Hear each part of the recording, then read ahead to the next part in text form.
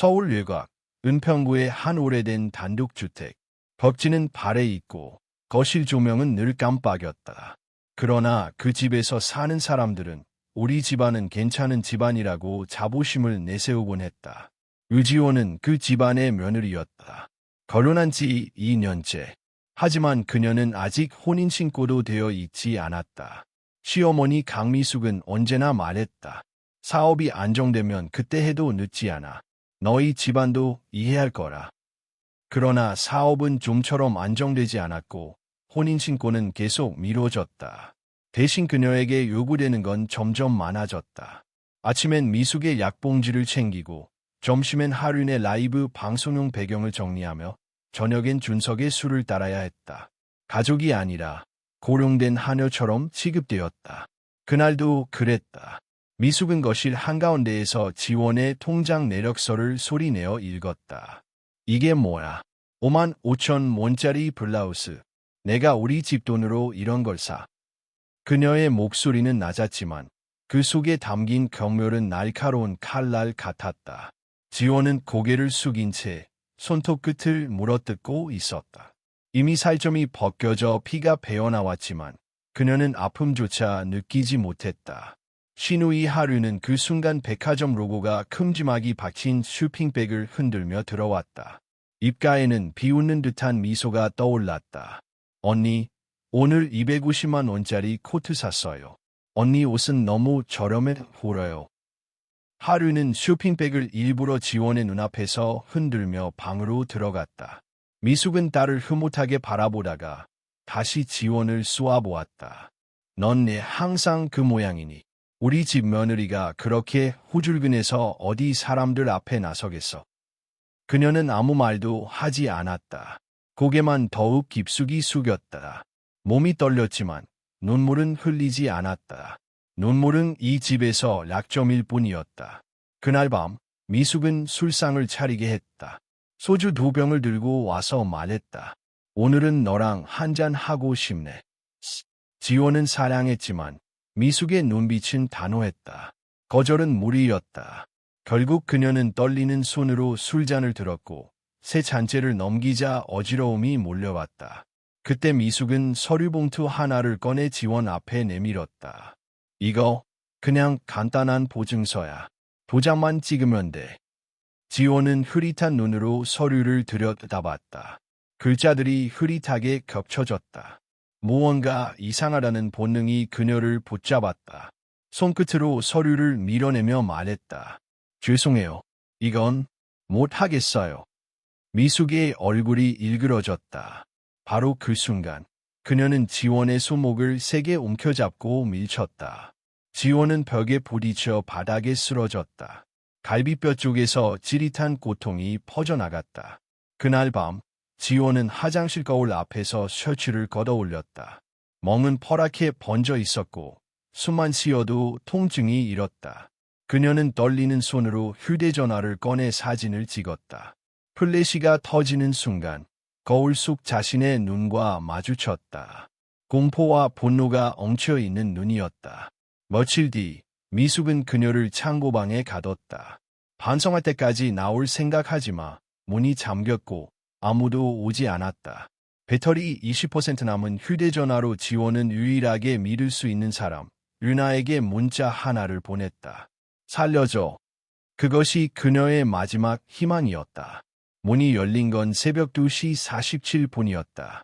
바깥에서 인기척이 들렸고 미숙의 발소리가 잠시 복도에 머물다 사라졌다. 지호는 가만히 숨을 죽인 채 문 쪽을 바라보았다. 그녀는 이대로 죽을 수는 없다고 생각했다. 아버지 얼굴이 떠올랐다.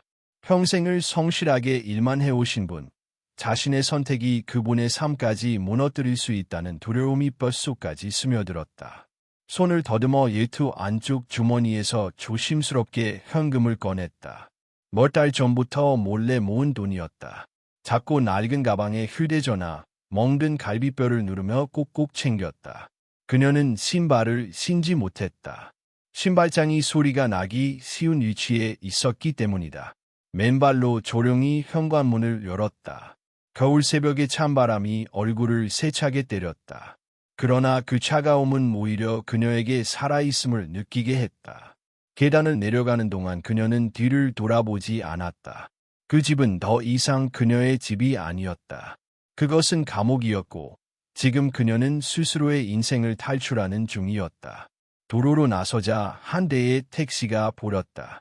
그녀는 망설임 없이 손을 들어 세웠다.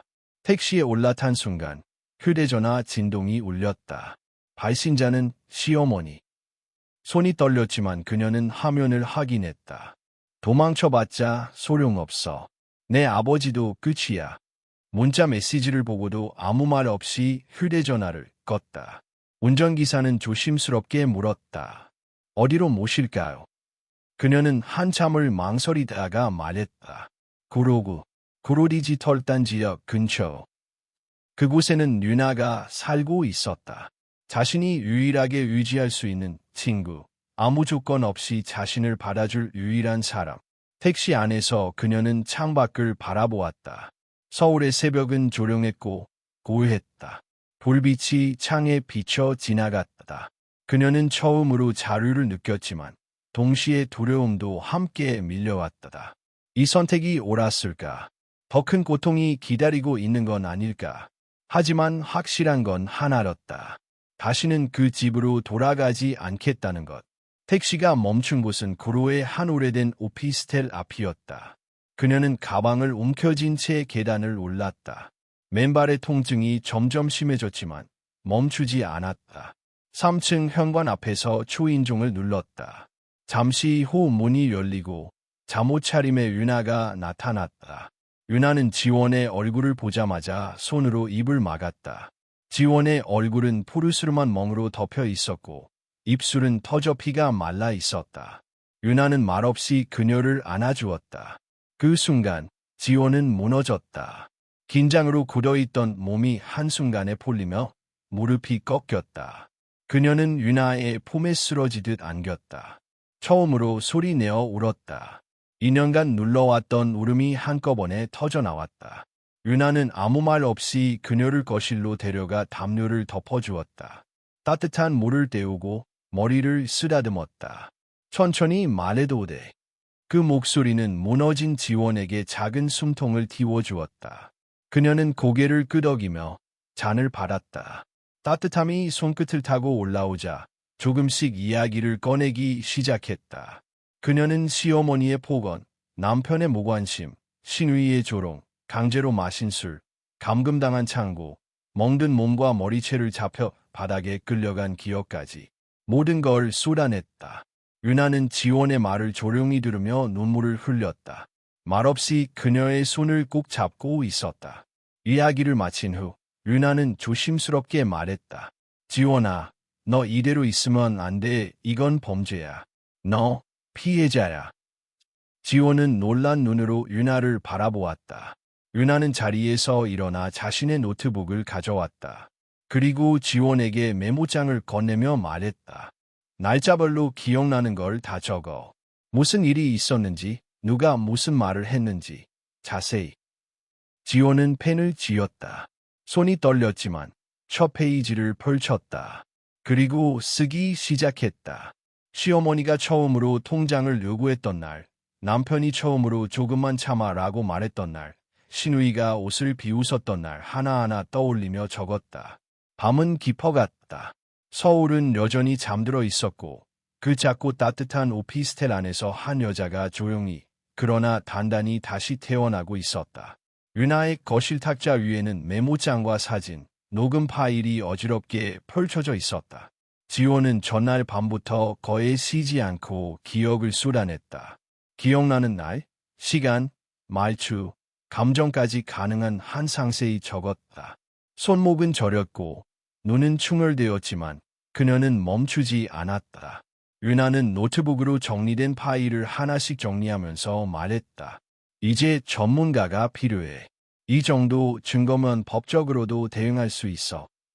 지원은 불안한 눈빛으로 물었다. 정말? 나 같은 사람이 법의 도움을 받을 수 있을까? 유나는 단호하게 고개를 끄덕였다. 내가 나 같은 평범한 직장인이면 몰라도 넌 법적으로도 분명히 피해자야. 그리고 너희 집안도 그냥 넘길 수 없는 문제야. 그날 오후 윤아는 한 사람을 만났다. 김태현 변호사. 윤아의 대학 선배이자 지원의 아버지와도 인연이 있는 베테랑 형사 전문 변호사였다. 김태현은 지원의 이야기를 차분히 들었다. 가끔씩 메모를 하거나 노트북으로 무언가를 검색했다. 이야기가 끝나고 그는 조용히 손을 모아 말했다. 우선 중요한 건 이 결혼은 법적으로 성립되지 않았다는 겁니다. 혼인신고가 안 된 상태에서 실질적인 부부 생활을 했다고 주장하더라도 상대방이 이를 악용했을 경우엔 명백한 사기 행위로 볼 수 있어요. 지원은 입을 다물지 못했다. 그녀가 그동안 가정을 지키기 위해 얼마나 애써왔는지, 그런 노력이 법적으로는 오히려 독이 될 수도 있다는 사실이 충격이었다. 그리고 김 변호사는 화면을 돌려주며 말을 이었다. 3년 전 최준석 씨 명의의 회사로 내 아버지 회사에서 총 30억 원이 입금됐습니다. 그런데 이 회사 서류상으로만 존재하고 실제 운영 기록이 거의 없어요. 그 돈 다 어디로 갔을까요? 지원은 말없이 고개를 숙였다. 그 돈은 그녀가 아버지를 설득해서 빌려준 것이었다. 당시 남편은 우리 가족이 일기야. 아버님께 말 좀 잘해줘라고 애원했었다. 그 말을 믿고 아버지는 모든 노후 자금을 내어줬다. 이건 단순한 가족 간의 오해나 갈등이 아닙니다. 계획된 금융사기, 그리고 가정 내 폭력, 감금, 정신적 학대가 명백히 드러나고 있어요. 경찰 수사로 이어지면 강미숙 씨와 최준석 씨 모두 처벌받을 가능성이 큽니다. 지원은 침묵했다. 말없이 손을 모은 채 무언가를 억누르려는 듯했다. 김 변호사는 그런 그녀에게 조용히 물었다. 지원 씨, 이대로 끝내고 싶으신가요? 아니면 되찾고 싶으신가요? 그 질문은 그녀의 마음속에 깊이 박혔다. 되찾고 싶었다. 단순히 돈이 아니었다.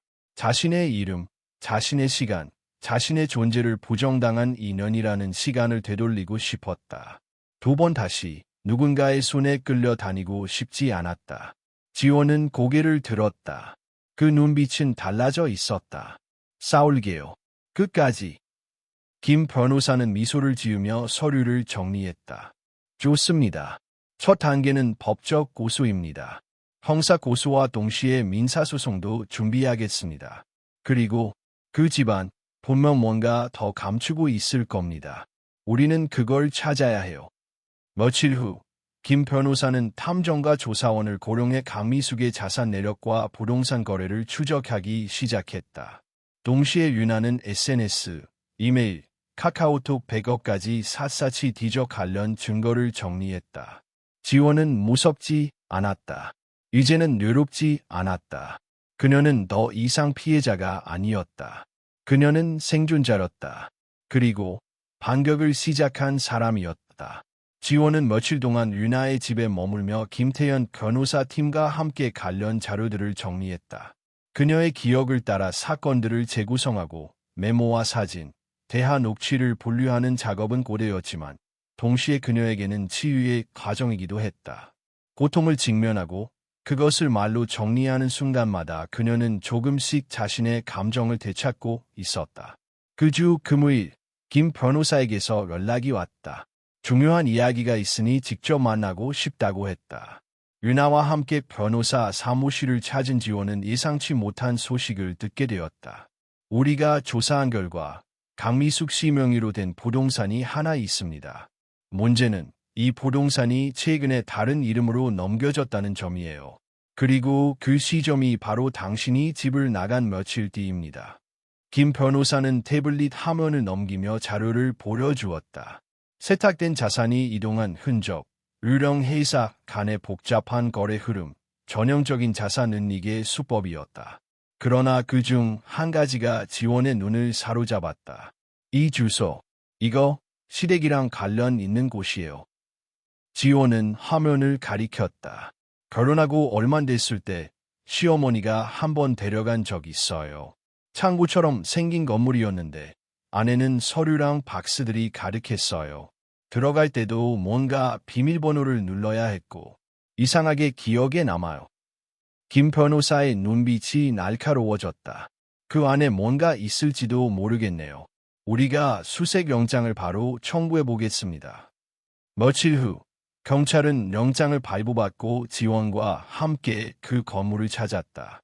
서울 외곽에 위치한 작은 단층 건물. 외관은 낡았지만 내부는 비교적 정돈되어 있었다. 창문이 없고 공기는 정체되어 있어 숨이 막힐 듯했다. 경찰은 공간을 둘러보다가 뒤편 창고 안쪽, 벽장 뒤편에 은색 금고 하나를 발견했다. 다이얼 방식의 고전적인 금고였다. 미숙이 숫자를 돌리던 모습을 어렴풋이 기억해낸 지원이 조심스럽게 다이얼을 돌렸다. 그리고 금고는 철컥 소리를 내며 열렸다. 안에는 여러 개의 서류 봉투와 USB, 수첩, 고급 시계, 그리고 봉투에 담긴 현금 뭉치들이 있었다. 경찰은 즉시 모든 자료를 압수했고 증거물 봉투에 하나하나 담았다. 그날 밤 김 변호사 사무실에서 분석 결과가 나왔다. 여기 이 수첩을 보세요. 강미숙 씨가 직접 쓴 자산 목록과 이름 옆에 적힌 낙자들 모두 조세 회피용 명의로 추정됩니다. 그리고 이 USB 안에는 최준석 씨의 이메일 백업이 담겨 있어요. 거기엔 당신 아버지 자산을 빼내기 위한 계획, 그리고 이 결혼 자체가 어떻게 시작되었는지 나와 있습니다. 지원은 숨을 삼켰다. 김 변호사는 USB 파일 하나를 열어 읽어주었다. 유지원의 아버지는 장기적 자금줄로 확보 가능. 혼인신고는 늦출 것. 지원 본인은 감정적으로 끌려오게 할 것. 결혼식 이후 6개월 내에 자금 유입 이상. 이수, 이혼 조율. 재산 분할 없이 정리 목표. 순간 지원의 온몸이 얼어붙는 것 같았다. 자신이 믿고 사랑했던 결혼이 전부 사기극이었다는 사실을 문자 그대로 눈앞에서 확인하는 순간이었다. 복잡한 감정이 몰려들었지만 눈물은 나오지 않았다. 그녀는 더 이상 울지 않았다. 대신 깊은 숨을 내쉬며 조용히 말했다. 이걸 법원에 제출해 주세요. 그리고 가능한 최대한의 형사고소로 진행해 주세요. 김 변호사는 고개를 끄덕였다. 이 증거들이면 충분합니다. 더 이상은 그들도 빠져나갈 수 없어요. 같은 시각, 강미숙은 변호사 사무실에서 연락을 받았다. 경찰이 창고를 수색했으며 압수영장이 발부됐다는 사실에 얼굴이 굳어졌다. 그날 밤, 그녀는 일본행 비행기 티켓을 검색했다. 하지만 이미 출국 정지 명령이 내려진 상태였다. 이제 그녀는 도망칠 수 없었다. 법정이 조용히 열렸다. 지원은 방청석에 앉아 손을 꼭 쥐고 있었다. 지난 몇 주 동안의 사건과 증거 수집, 경찰 조사, 그리고 금고 속 진실까지 모든 것이 이 순간을 향해 달려온 듯했다. 그녀는 자신이 단순한 피해자가 아니라 이제는 싸워야 하는 당사자임을 뼈저리게 느꼈다. 변호사 김태현이 자리에서 일어나 판사에게 자료를 제출했다.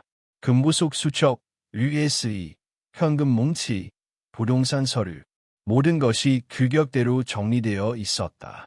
판사는 서류를 살펴보다가 말했다. 신청인은 이 증거를 바탕으로 형사고소 및 민사 청구를 진행할 계획이라는 말씀이군요. 김 변호사는 고개를 끄덕였다. 이 결혼과 재산 이동, 폭력 및 감금 행위 모두 계획적이며 조직적인 범죄임이 드러납니다. 그 순간 시어머니 강미숙이 등장했다. 얼굴은 평정심을 유지하려 애쓰지만 눈가에는 미묘한 떨림이 감돌았다. 그녀는 변호사와 잠시 대화를 나눈 뒤 자신이 직접 지원과 대면하고 싶다고 요청했다. 지원이 서 있는 곳으로 걸어오면서 강미숙은 낮고 차분한 목소리로 말했다. 지원아, 이제 와서 이렇게 나를 고소하다니. 우리 가족은 너에게 충분히 베풀었는데 내 마음이 왜 이래? 지원은 숨을 고르며 눈을 마주쳤다. 이게 베풀미라면 저는 지난 2년 동안 무엇을 받은 거죠? 폭력과 감금, 모욕이 제겐 선물이었나요? 법정 안 공기가 순간 얼어붙었다. 변호사도, 판사도, 방청석에 앉은 사람들도 숨죽였다. 강미숙은 잠시 말을 잇지 못했다. 그녀는 얼굴에 가면을 쓴 것처럼 감정을 숨겼지만 눈빛은 떨렸다. 지원은 목소리를 낮추고 천천히 말했다. 저는 더 이상 피해자가 되고 싶지 않습니다. 제 인생과 제 가족의 재산, 그리고 제 권리를 지키기 위해 여기까지 왔습니다. 강미숙은 표정을 가다듬고 연극처럼 차분하게 말을 이어갔다. 우리는 합의할 수 있어. 조금만 양보하면 모두 끝낼 수 있단다. 내 아버지도 평생 괴로워하지 않아도 돼. 지원은 흔들림 없이 대답했다. 저는 합의하지 않습니다. 이미 충분히 상처받았고 이제는 법의 판단을 원합니다. 변호사 김태현이 지원의 옆에서 조용히 귓속말을 했다. 잘했습니다. 이제는 증거와 사실로 승부할 시간입니다. 감정은 법정 밖에 두세요. 법정 안에는 긴장감이 감돌았다. 강미숙은 속으로는 당황했지만 예부로는 여전히 침착한 척했다. 그러나 그녀가 계획한 모든 조작과 은닉이 드러났다는 사실을 지원은 알았다. 그녀는 이제 두려움 대신 결단을 가지고 있었다. 재판이 진행되는 동안 강미숙은 여러 차례 시도했다. 눈물을 흘리며 과거의 정과 가족을 들먹였고 합의나 감정적 화해를 강요했다. 그러나 지원은 흔들리지 않았다. 그녀는 마음속으로 다짐했다. 이번에는 자신의 권리와 삶을 지켜낼 거라고. 판사는 조용히 자료를 검토하며 말했다. 증거가 명확합니다. 이에 따라 심리를 계속 진행하겠습니다. 다만 피고 측은 추가 의견을 제출할 기회를 갖도록 하겠습니다. 법정에서 나온 지원과 김태현은 서로를 바라보았다. 지원의 얼굴에는 피로와 긴장이 가득했지만 눈빛은 강했다. 윤아가 기다리는 사무실로 돌아가는 길, 지원은 마음속으로 결심했다. 이제 싸움은 끝나지 않았다. 그녀가 찾아야 하는 것은 단순한 승리만이 아니었다. 진정한 정의와 자신의 삶이었다.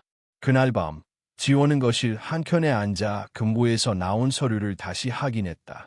수첩 메모, USB 파일, 그리고 과거 거래 내역.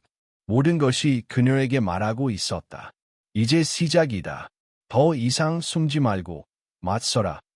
지원은 눈을 감고 깊은 숨을 내쉬었다. 공포와 분노가 뒤섞인 감정이 가슴속에서 떠다녔다. 하지만 동시에 한 줄기 결의가 마음속에서 솟아올랐다. 그녀는 이미 피해자가 아니었다. 그녀는 이제 행동하는 사람이었다. 지원은 판결을 기다리며 하루하루를 보내고 있었다. 법정에서 강미숙의 얼굴을 보고 자신의 결심을 다졌지만 마음 한구석에는 여전히 긴장이 남아 있었다. 모든 준비가 끝났다고 생각했지만 세상은 그녀에게 또 다른 시험을 준비하고 있었다. 어느 날 저녁, 지원은 브라이케어 사무실에서 자신의 노트북을 확인하다가 이상한 점을 발견했다. 최근 회사의 중요한 투자 계획이 외부로 유출된 것이다. 기밀 문서와 이메일 내용이 경쟁사에게 넘어가 이미 회사 내부에서는 혼란이 일고 있었다. 그녀는 심장이 뛰는 것을 느꼈다. 이 일은 단순한 사고가 아니었다. 누군가 내부에서 정보를 빼돌린 것이 분명했다. 지원은 즉시 윤아에게 전화를 걸었다. 윤아는 평소와 다르게 목소리가 떨리고 있었다. 지원아, 그게 나야. 지원은 한동안 말을 잃었다. 믿었던 친구, 자신을 보호해주고 함께 싸운 윤아가 정보를 유출했다는 사실을 들었기 때문이다. 윤아는 변명했다. 나는 그냥 내가 너무 빛나 보여서 나만 뒤처진 것 같아서 미안해, 지원아. 지원은 고개를 흔들었다. 마음속에서 분노와 배신감이 한꺼번에 몰려왔다. 그녀는 오랫동안 느껴보지 못한 감정에 휘말렸다. 울고 싶었지만 눈물은 나오지 않았다. 대신 깊은 한숨과 함께 떨리는 목소리로 말했다. 은아, 너는 나를 믿지 못했구나. 윤아는 고개를 숙였다. 그럼 이제 어떻게 해야 할지 모르겠어. 미안해. 지원은 잠시 침묵했다. 그녀는 법정에서 싸우는 것보다 더 힘든 싸움이 지금 이 순간이라는 것을 깨달았다. 바로 마음속 배신과 직면하는 싸움이었다. 마음속 깊은 곳에서는 친구를 이해하고 싶었지만 현실은 냉혹했다. 좋아, 알았어. 하지만 한 가지 분명히 해. 이번 일로 인해 더 이상 나를 막을 수 없다는 걸 기억해. 나는 끝까지 나의 삶과 정의를 지킬 거라. 그날 밤, 지원은 자기 방에 앉아 금고에서 나온 서류와 함께 윤아와의 대화를 곱씹었다.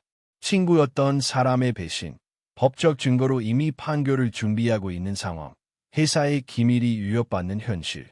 모든 것이 그녀를 더욱 단단하게 만들었다. 다음 날, 지원은 윤아를 사무실로 불러 진지하게 말했다.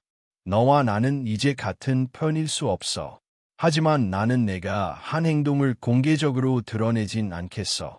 대신 다시는 내 일에 간섭하지 마. 윤아는 고개를 숙이며 조용히 말했다. 알겠어. 지원아, 미안해. 지원은 다시 혼자가 되었다. 이번 배신은 그녀에게 교훈이 되었고 앞으로 누군가를 믿기 전에 반드시 판단해야 한다는 사실을 깨닫게 했다. 동시에 그녀는 더 이상 두려워하지 않았다. 외부의 위협도 내부의 배신도 그녀의 결의를 꺾을 수 없었다. 그날 저녁, 지원은 창밖을 바라보았다. 서울의 불빛은 여전히 반짝이고 있었고 그 불빛 속에서 그녀는 자신의 미래를 계획하기 시작했다. 법정 싸움, 회사 재정리, 개인적 상처 치유, 모든 것이 이제 시작이었다. 그녀는 배신의 칼날을 맞았지만 그 칼날이 그녀를 쓰러뜨릴 수 없다는 것을 알았다.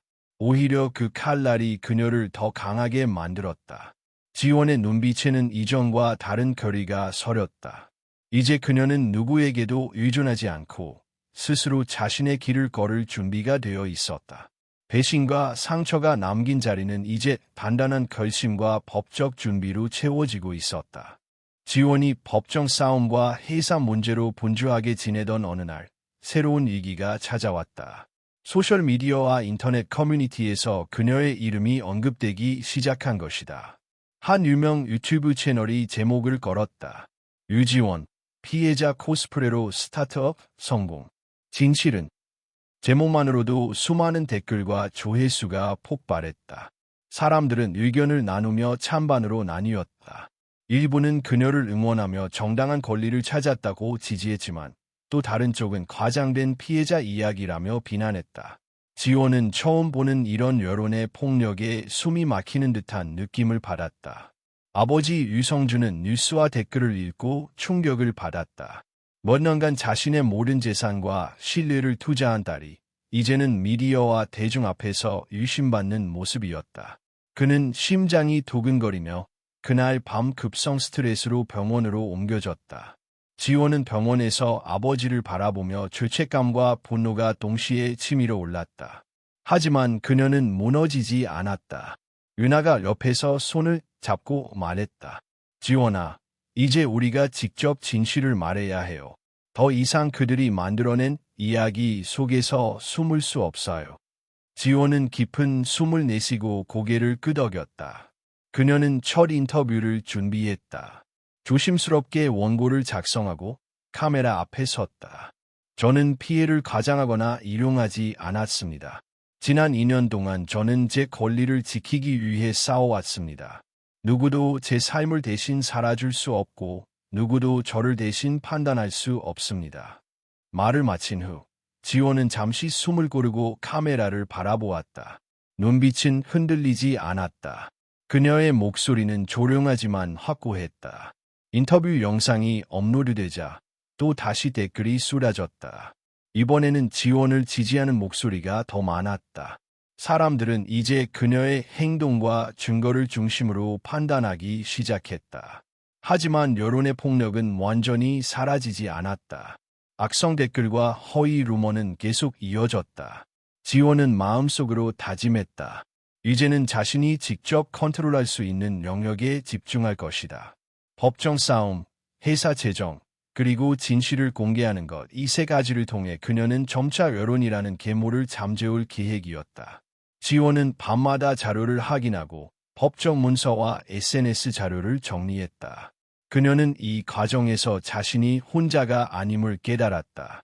적어도 진실을 알고 지지하는 사람들이 있었다. 지원은 마음속으로 단단히 결심했다. 앞으로 다가올 재판과 회사 문제, 그리고 여론의 공격까지도 그녀를 막을 수 없을 것이라고. 서울의 야경을 바라보며 지원은 혼잣말을 했다. 누가 뭐라고 해도 나는 나의 삶과 정의를 지킬 거야. 과거의 상처와 현재의 아빠 모두 내가 이겨낼 수 있는 힘이 될 거야.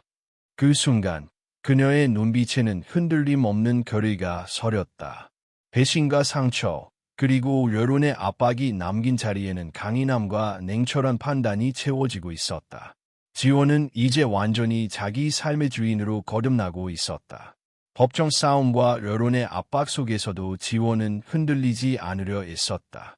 하지만 그날 오후 예상치 못한 방문객이 그녀의 마음을 뒤흔들었다. 문이 조용히 열리고 한 중년 여성이 나타났다. 단정한 옷차림과 차분한 태도, 그러나 눈빛에는 묘한 긴장감이 깃들어 있었다. 안녕하세요. 저는 강미숙 씨의 딸이에요. 아니, 어머니의. 전처의 딸이라고 해야 할까요? 지호는 순간 얼어붙었다. 지금까지 싸워온 상대, 그녀를 괴롭혔던 시어머니가 이렇게 단순한 악역일 뿐일까 하는 생각이 스쳐갔다. 하지만 이 여성은 다른 이야기를 시작했다. 어머니, 강미숙 씨는 그녀도 상처받은 사람이었어요. 젊었을 때 사랑했던 사람에게 모든 것을 잃었죠. 배신당하고 속고 돈과 명예를 빼앗겼습니다. 그때부터 어머니는 강인해졌고 동시에 냉혹해졌습니다. 지호는 손을 떨며 물었다. 그럼 제가 당한 것도 어머니가 상처받았기 때문에 생긴 일이라는 건가요? 여성은 고개를 끄덕였다. 그렇다고 해서 당신이 당한 일이 정당화되진 않아요. 하지만 이해는 될 거예요.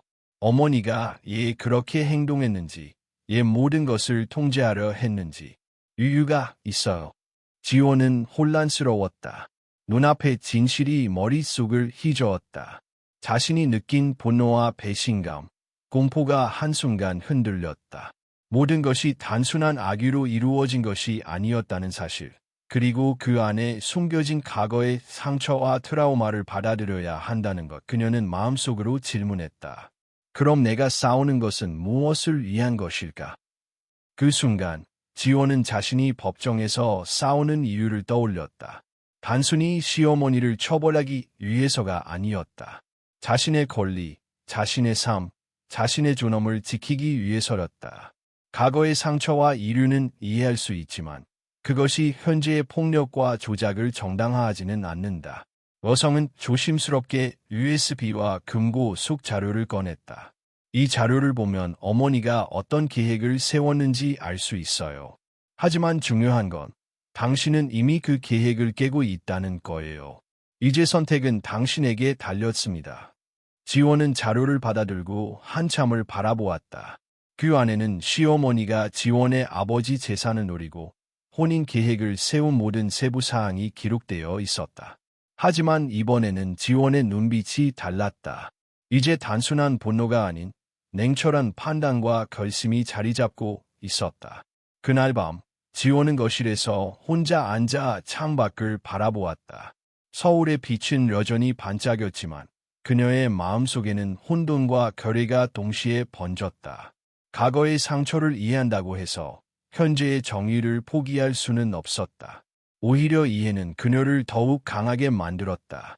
이제 그녀는 감정에 휘둘리지 않고 사건의 핵심을 정확히 보고 대응할 수 있었다. 지호는 조용히 다짐했다. 누구든 과거에 상처받았든 아니든 나의 삶과 정의를 침해하는 사람은 책임을 져야 해. 그 결심 속에서 그녀는 한층 더 단단해졌다. 그리고 법정에서의 승리와 회사 재정, 자신의 인생 회복을 향해 한 걸음 더 나아갈 준비를 했다. 법정은 아침부터 분주했다. 지호는 방청석에서 깊게 숨을 고르고 있었다. 지난 몇 달간의 고통, 금부숙 증거 확보, 친구의 배신, 여론의 압박과 시어머니 강미숙의 과거가 모두 이 순간을 향해 있었다. 이제 마지막 판결만 남았다. 판사는 조용히 말했다. 본 사건에 대한 심리가 거의 마무리되었습니다. 피고 측 최종 진술을 들은 뒤 판결을 선고하겠습니다. 강미숙은 얼굴을 가다듬고 마지막 변론을 시작했다. 낮고 차분한 목소리로 말했다. 저는 잘못을 인정합니다. 하지만 제 행동에는 이유가 있었습니다. 젊은 시절 큰 상처를 받았고 그로 인해 이와 같은 선택을 할 수밖에 없었습니다.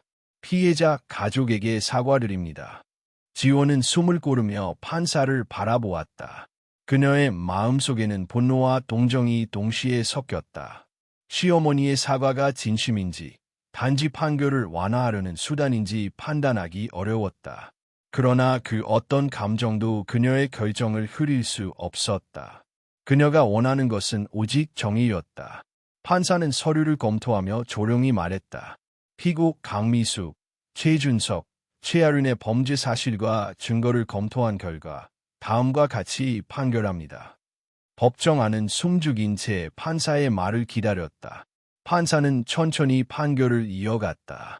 강미숙은 징역 7년, 최준석은 징역 5년, 최아륜은 징역 3년을 선고합니다. 또한 피고들은 피해자 유지원에게 재산 손실에 대한 배상금 30억 원과 정신적 손해 배상금 10억 원을 지급해야 합니다. 지원은 잠시 말을 잃었다. 그녀의 가슴 속에서 긴장감과 불안이 한꺼번에 풀리며 눈물이 목까지 차올랐다. 하지만 눈물은 곧 결의로 바뀌었다. 지난 몇 달간의 모든 고통, 두려움, 배신과 압박이 드디어 결실을 맺은 순간이었다. 강미숙은 충격에 얼굴이 굳었다. 눈동자가 흔들리며 숨을 고르지만 더 이상 자신을 방어할 수 없었다. 준석과 하류는 서로를 바라보며 비참한 표정을 지었다. 더 이상 도망칠 구멍은 없었다. 지원은 마음속으로 다짐했다. 이제 끝이다. 나는 내 삶을 되찾았다. 법정에서 그녀는 더 이상 피해자가 아니었다. 자신을 억누르던 모든 억압과 불의는 법의 판단을 통해 바로잡혔다. 그날 오후, 지원은 아버지를 찾아갔다. 유성준은 딸을 바라보며 눈시울을 붉혔다. 지원아, 너 정말 강해졌구나. 지원은 아버지의 손을 잡으며 말했다. 아버지, 이제 괜찮아요. 우리 앞으로는 함께 걸어요.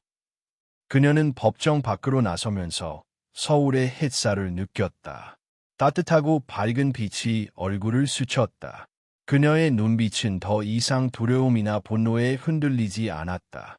대신 새로운 결의와 자유, 자신의 삶을 책임질 힘이 담겨 있었다. 지원은 자신이 얻은 승리가 단순한 형사적 정의만이 아니라 정신적 회복과 삶의 주권이라는 것을 깨달았다. 이제 그녀는 과거의 그림자를 벗어나 앞으로 나아갈 준비가 되어 있었다. 그리고 법정 밖에서 기다리는 새로운 시작을 향해 첫걸음을 내디뎠다. 그날 밤, 그녀는 금부속 서류와 USB를 정리하며 속으로 말했다. 나는 이겨냈다.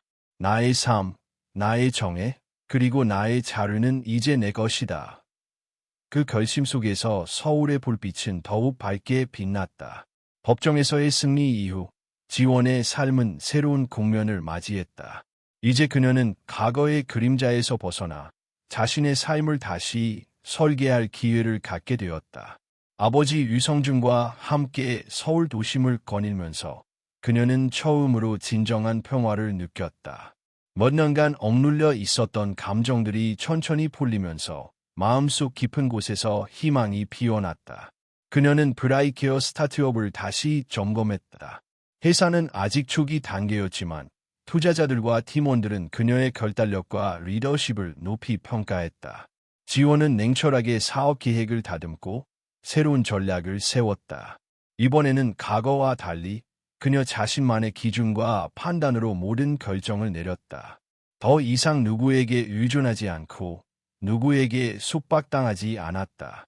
지원의 결심과 노력은 곧 결실을 맺기 시작했다. 회사는 빠르게 성장하며 직원들의 사기와 협업 분위기가 눈에 띄게 좋아졌다. 프로젝트가 성공적으로 진행되면서 투자자들은 추가 자금을 투입했고 지원은 창업가로서 자신감과 자존감을 동시에 얻었다. 과거의 억압과 고통이 오늘의 성공을 만든 원동력이었다. 어느 날, 지원은 아버지와 함께 회사 인근 공원으로 산책을 나갔다. 봄바람에 벚꽃이 흩날리고 햇살은 따뜻하게 얼굴을 감쌌다. 아버지는 딸을 바라보며 말했다. 지원아, 너 정말 많이 강해졌구나. 이제는 내가 원하는 삶을 마음껏 살 수 있겠구나. 지원은 웃으며 답했다. 아버지, 이제는 두렵지 않아요. 저희가 함께라면 어떤 어려움도 이겨낼 수 있어요. 그녀는 거리를 걸으며 자신이 걸어온 길을 되돌아보았다. 고통과 배신, 법정에서의 싸움, 친구의 배신과 여론의 압박까지 모든 경험이 그녀를 더욱 단단하게 만들었다. 그러나 그 경험들 속에서 얻은 것은 단순한 승리만이 아니었다. 자기 자신을 믿고 스스로의 삶을 지켜낼 힘과 용기였다. 브라이케어 사무실로 돌아온 그녀는 팀원들과 함께 새로운 프로젝트 회의를 시작했다. 팀원들은 지원의 결단력과 통찰력에 감탄하며 그녀를 중심으로 단결했다. 지원은 과거처럼 남의 눈치를 보지 않고 회사의 방향과 목표를 명확히 제시했다. 직원들은 그녀를 신뢰했고 그녀도 그 신뢰를 기반으로 회사를 성장시켰다. 그날 밤 지원은 사무실 창가에 앉아 서울의 야경을 바라보았다. 불빛 사이로 반짝이는 도시의 모습은 그녀에게 새로운 희망을 상징했다. 그녀는 속으로 다짐했다. 이제 누구도 어떤 상황도 그녀의 삶을 통제할 수 없다고. 과거의 억압과 상처는 이제 그녀를 정의롭고 강인한 사람으로 만든 경험일 뿐이었다. 지원의 눈빛은 한층 더 단단해졌다. 이제 그녀는 과거의 피해자가 아니라 자신의 삶을 주체적으로 살아가는 사람으로 거듭났다. 법정에서 얻은 정의, 자신과 가족을 지키기 위한 노력, 그리고 회사의 성장과 팀원들의 신뢰, 모든 것이 그녀의 삶을 풍성하게 만들었다. 그녀는 비로소 자신만의 봄날을 맞이했다. 서울의 봄바람 속에서 지원은 조용히 속삭였다. 나는 살아있고 자유롭고 내 삶은 이제 나의 것이다. 벚꽃이 흩날리는 거리 위에서 그녀의 발걸음은 가볍고 당당했다. 과거의 그림자와 배신, 고통을 넘어 그녀는 자신만의 길을 향해 힘차게 나아갔다. 이제 지원의 삶은 그녀 스스로의 선택과 노력으로 가득 채워져 있었다.